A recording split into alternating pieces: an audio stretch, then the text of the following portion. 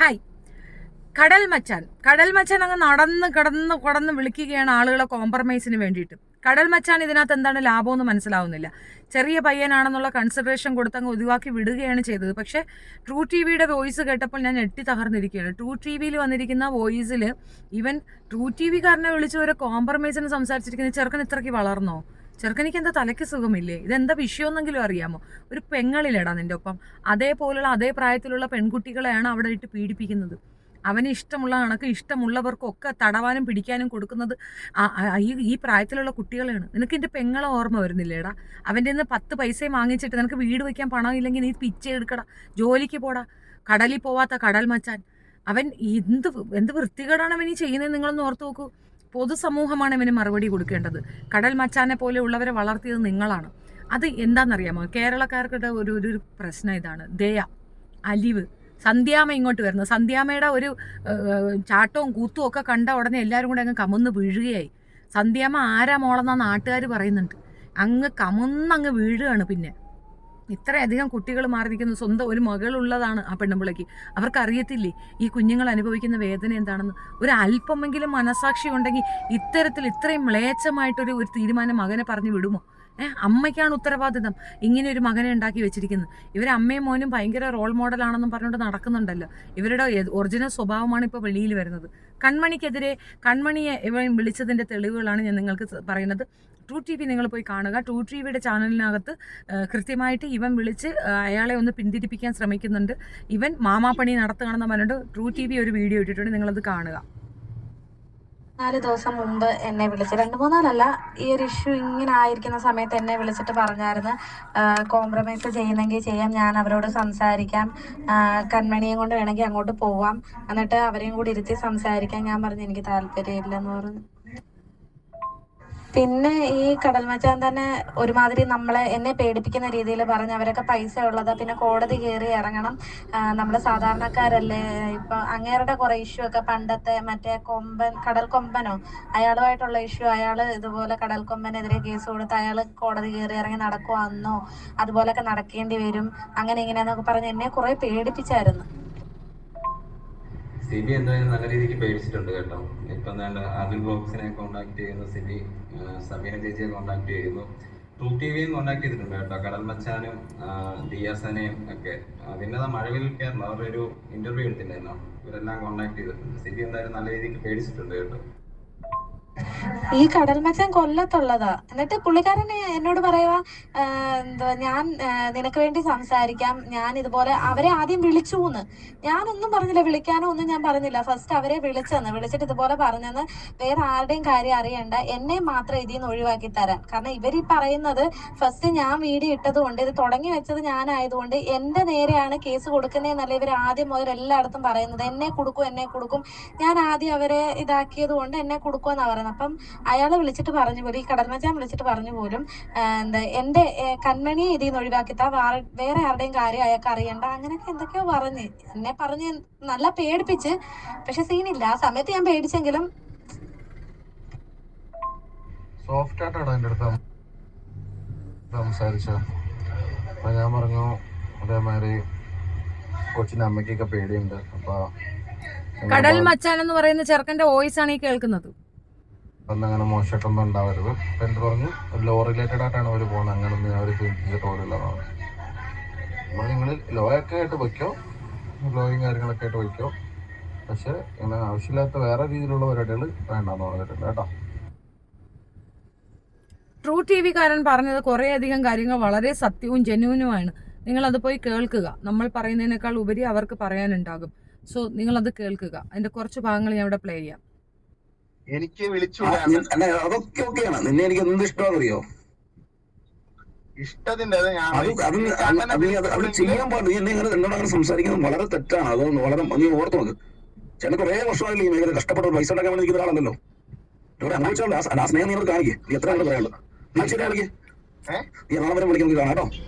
ഇങ്ങനെയുള്ള കാര്യങ്ങൾ മേലെ വിളിക്കരുത്. കാരണം നീ കാരണം നമ്മൾ എന്തെങ്കിലുമൊക്കെ കണ്ടേക്കാം. അപ്പം ആ സ്നേഹം നിലനിൽക്കണ്ടേ? കേട്ടോ, പറയുന്നത് കേട്ടോ. ഹലോ, നമ്മളെ വിളിച്ചപ്പോ അല്ലല്ല, നിങ്ങളെ പറഞ്ഞ കേട്ടാ മതി. എന്നെക്കാൾ ഒരുപാട് ഭയങ്കര മതി. അതുകൊണ്ട് ഞാൻ പറയുന്നത് യൂട്യൂബിൽ ചെയ്തിട്ട് നിൽക്കും. പക്ഷെ അതിനപ്പുറമൊക്കെ മനുഷ്യൻ ജീവിച്ചു പറഞ്ഞ കുറെ ചുറ്റുപാടുകളൊക്കെ ഉണ്ട്. അതൊക്കെ ഓർത്തോണ്ട് കളിക്കുക. എങ്ങനെയുണ്ട്? ഒലീവിയയിലെ സിബിമോൾക്ക് വേണ്ടി കടൽ മച്ചാൻ എനിക്ക് വില പറഞ്ഞതാണ്. നിങ്ങൾ കേട്ടല്ലോ അല്ലേ? ഒലീവിയ ഡിസൈൻസിലെ സിബിമോൾ ആവശ്യത്തിന് കള്ളും കാശും പിന്നെ കൊള്ളാവുന്ന പെണ്ണും കൊടുത്ത് കൂടെ കൂട്ടിയ ഒരു കൂട്ടിക്കൊടുപ്പുകാരൻ കടൽ മച്ചാൻ.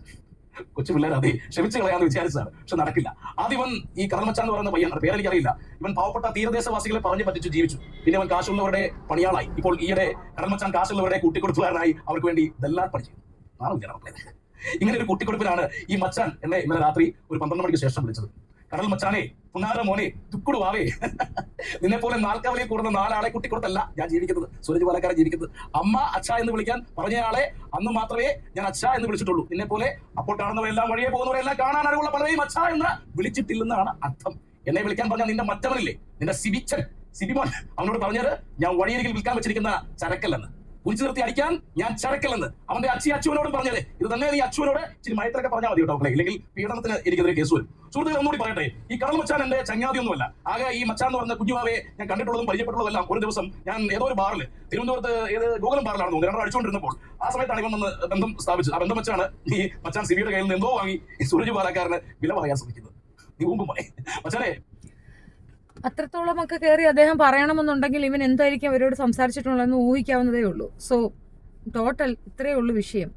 ഇവറ്റകളെല്ലാം തന്നെ പണം കൊണ്ട് ആരെയും എങ്ങനെയും വിലക്കെടുക്കാമെന്നുള്ളൊരു ധാരണയിലാണ് ഉള്ളതെന്നുള്ളത് വ്യക്തമല്ലേ? കടൽ മച്ചാൻ എന്ന് പറയുന്ന വ്യക്തി അവൻ എങ്ങനെയാണോ റീച്ച് ആയത്, ആ റീച്ച് അവൻ എന്തിനാണ് ഉപയോഗിക്കുന്നതിനുള്ള തെളിവാണ് ഞാൻ നിങ്ങൾക്ക് കൊണ്ടുവന്നിട്ട് തന്നിരിക്കുന്നത്.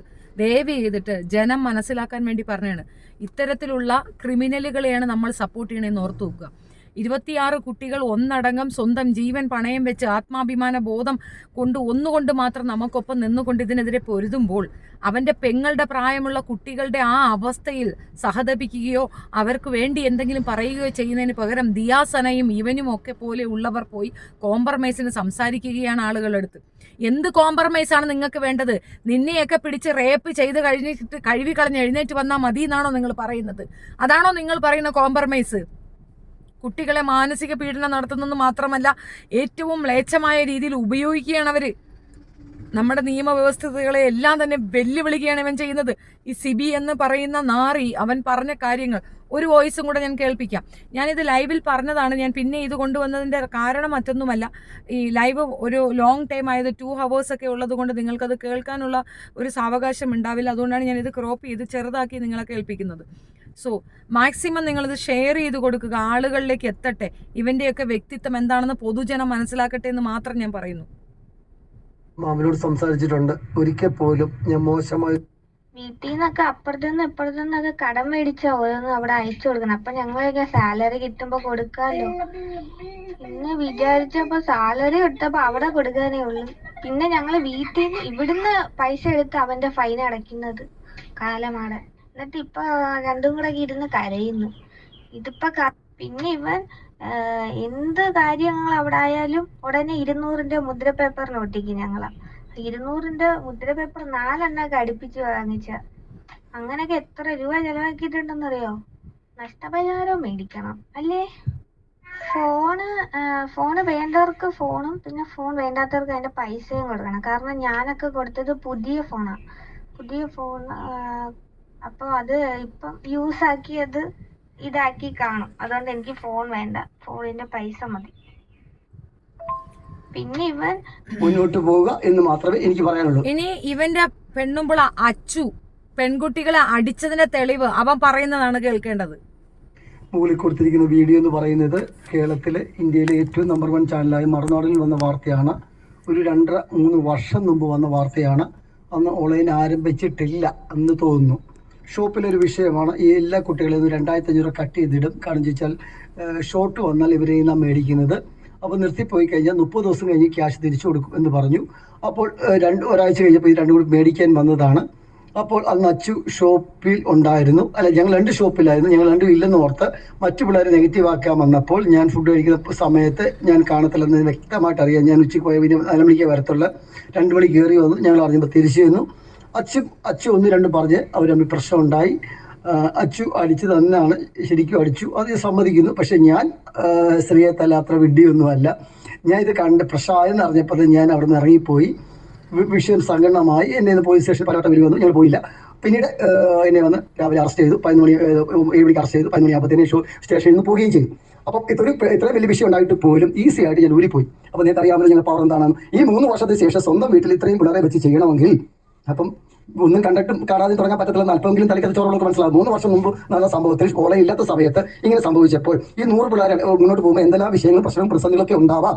അത് സ്വന്തം വീട്ടിൽ തുടങ്ങി ഇത്ര റിസ്ക് എടുക്കണമെങ്കിൽ ഞങ്ങൾക്ക് അത്രമാത്രം പവറും കഴിവും കപ്പാസിറ്റി ഉണ്ടെന്ന് വിവരവും വിദ്യാഭ്യാസമുള്ളവർക്ക് മനസ്സിലാകും. അപ്പോൾ നിങ്ങൾ അതിനെ മറന്ന് സർക്കസ് കാണിക്കാൻ പോയാൽ നിങ്ങളായിരിക്കും വെള്ളം കുടിക്കുന്നത് എന്ന സത്യം മനസ്സിലാക്കി മുന്നോട്ട് പോവുക. ഇതൊരു ചാരിറ്റി ആയിട്ട് പ്രവർത്തിക്കുന്ന സ്ഥാപനമാണ്. ഇവിടെ ഇതിന്റെ മുഴുവൻ ലാഭം മറ്റു നന്മയ്ക്കായി വിനിയോഗിക്കുമ്പോൾ ഇവിടെ വർക്ക് ചെയ്ത കുട്ടിക്ക് ക്യാഷ് കൊടുക്കത്തില്ല എന്ന് പറയുമ്പോൾ വിഡ്ഢി കരുതലെന്ന് മാത്രമേ പറയാൻ പറ്റൂ. പക്ഷേ ഇത് പോയതിനു ശേഷം ഇവർ കസ്റ്റമറെ നെഗറ്റീവ് ആക്കുകയും പുറത്ത് നിന്ന് കംപ്ലൈൻറ്റ് വരികയും ചെയ്യും. അതുകൊണ്ട് ഇവർ പൈസ ഒരു 90 ദിവസം പിടിച്ചിട്ടിരിക്കും. 90 ദിവസം കഴിഞ്ഞ് ഇവർ അധ്വാനിച്ച പൈസ മുഴുവൻ കൊടുക്കും. ഇവർ പൈസ കൊടുക്കാൻ ഞങ്ങൾ എന്ത് ചാറ്റ് ചെയ്താൽ എന്ത് പ്രയോജനം? അത് വിവരത്തെ മനസ്സിലാക്കുക. അവർക്ക് 1 രൂപ ഉണ്ടെങ്കിൽ 1 രൂപ ഞങ്ങൾ കൊടുക്കും. പക്ഷേ 90 ദിവസം കഴിഞ്ഞ് കൊടുക്കും. അതിന് മുമ്പ് ആരെങ്കിലും മേടിക്കാൻ ശ്രമിച്ചിട്ടുണ്ടെങ്കിൽ 50 പൈസ പോലും കൊടുക്കത്തില്ലെന്നുള്ള തീരുമാനമാണ്.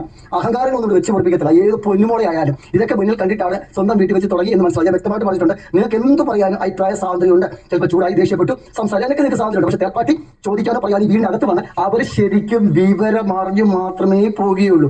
അതിന് ഒരു മാറ്റവും ഇല്ല. നിങ്ങൾക്ക് ചോദ്യം ചെയ്യാനും സംസാരിക്കാനും ക്യാഷ് ചോദിക്കാനും ഒക്കെ അവകാശമുണ്ട്.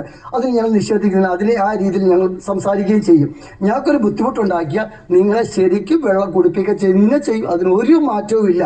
ആ കാര്യം പ്രത്യേകം ശ്രദ്ധിച്ച് ഈ അഹങ്കാരവും ഒക്കെ പുറത്തെടുക്കുക വളരെ ശ്രദ്ധിക്കുക. അത്ര മാത്രമേ ഉള്ളൂ. ഇതൊക്കെ ഞങ്ങൾ കണ്ടും കേട്ടും മടുത്തിരിക്കുന്നവരാണ്. മനസ്സിലായോ? ഈ ഇടയ്ക്ക് കുട്ടി ഇവിടുന്ന് പോയി മിനിസ്റ്റർ വരെ വിളിച്ച് പറഞ്ഞു. ഞങ്ങൾ കൊടുത്തോ ചോദിച്ചു അറിയാം. മിനിസ്റ്റർ വരെ ഇടപെട്ട് പോലും 90 ദിവസം കഴിയാൻ കുട്ടിക്ക് പൈസ കൊടുത്തില്ല. 90 ദിവസം കുട്ടി ഇവിടെ വന്നിട്ടാണ് മേടിച്ചത്.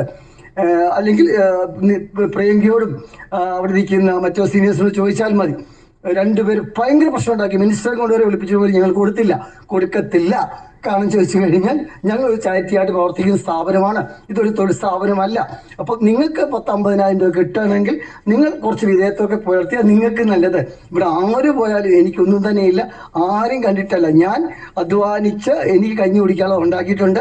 പിന്നെ എൻ്റെ വീട് നിങ്ങൾ കണ്ടില്ലേ ഓരോന്ന് ചെയ്യുന്നത്. എനിക്ക് ക്യാഷ് ഉണ്ടായിട്ട് തന്നെ ഞാൻ ചെയ്യുന്നത്. അല്ലെങ്കിൽ ഇത്രയൊന്നും വിടുതലുകൾ ആരും കാണിക്കത്തില്ല. അപ്പോൾ എൻ്റെ ക്യാഷ് ഉണ്ട്. ഞാൻ പല കാര്യങ്ങളും ചെയ്യും. അപ്പം യൂട്യൂബ് എൻ്റെ അന്നമല്ല.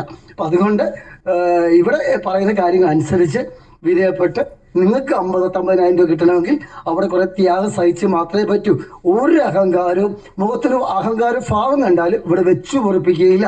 അപ്പം അതുകൊണ്ട് ആരുടെ ഭീഷണിയും ഒന്നും ഇങ്ങോട്ട് വേണ്ട. ഇതൊക്കെ കണ്ടും കേട്ടും മടുത്താണ് ഇവിടെ ഇരിക്കുന്നത്. സർക്കസ് ഇവിടെ നടക്കത്തില്ലെന്ന് അതുകൊണ്ട് ആദ്യം തന്നെ ഇത് പറയുന്നത്. അതുകൊണ്ട് നിങ്ങൾക്ക് തരാനുള്ള ആര് പോയാലും ആർക്ക് വേണമെങ്കിലും റിസർച്ച് ചെയ്യാം. No problem. ഇനി ബോണ്ടിന്റെ കാലാവധി ഉണ്ടെങ്കിൽ പോലും റെസ്റ്റൻ ചെയ്ത് പോകണമെങ്കിൽ റെസ്റ്റൻ ചെയ്ത് പോകുക. ആരെയും കേട്ടാലും ഒരു മുന്നോട്ട് പോകുന്നത് 10-20 വരെ ലക്ഷം അതിൽ 10-5-3 വരെയൊക്കെ എടുക്കുന്നത്. കാരണം നോക്കിയിരിക്കുന്നത് അതിൽ ആരെങ്കിലും റിജക്ട് ചെയ്യാം. ആർക്കെങ്കിലും പോണേ പോവുക. 1 വർഷം നിൽക്കണമെന്നൊന്നും നിർബന്ധമില്ല. നിർത്തി പോകുക. അവിടെ ആരെയും കണ്ടിട്ടല്ല തുടങ്ങിയിരിക്കുന്നത്. പക്ഷേ അഹങ്കാരം വെച്ച് പൊറിപ്പിക്കത്തില്ല. അത് മാത്രമേ എനിക്ക് പറയാനുള്ളൂ. അതിന് 50 പൈസ ഉണ്ടെങ്കിലും ഇവിടെ പറയുന്ന ദിവസം നിങ്ങൾക്കൊന്ന് വായിക്കാവുന്നതാണ്. അതിന് മുമ്പ് വായിക്കാൻ ശ്രമിച്ചാൽ ആ ഒരു പൈസ കിട്ടുന്നതേ അല്ല. അതിനൊരു മാറ്റവും ഇല്ല. പിന്നെ ന്യായീകരണം പറഞ്ഞിട്ട് യാതൊരു കാര്യവുമില്ല. ഈ കാര്യം വളരെ ശ്രദ്ധിച്ച് ഇന്ന് കേരളത്തിലുള്ള എല്ലാ പാർട്ടിക്കും ശക്തമായ പിന്തുണയുമായിട്ട് എൻ്റെ നാട്ടുകാർ എന്നോടൊപ്പം നിൽക്കുമ്പോൾ എന്ത് പ്രോബ്ലം, എന്ത് ലേബർ പ്രോബ്ലം, എന്ത് ഇതൊക്കെ ഇതിന്റെ അപ്പുറം തരണം ചെയ്തവനാണ് ഈ CB. പിന്നാണോ ഇതൊക്കെ പുഷ്പം പോലും ഞാൻ തരണം ചെയ്യും. മനസ്സിലായോ? അതിന്റെ അതുമായി എന്തെങ്കിലും വന്നാൽ ഫൈനം അടയ്ക്കും. അത്രേ ഉള്ളൂ. അതിനപ്പുറം ഒന്നും ഇല്ലല്ലോ. ഈ വരുന്ന പിള്ളേർക്കെതിരെ അങ്ങനെ സുപ്രീം കോടതി വരെ ഞാൻ പോകും.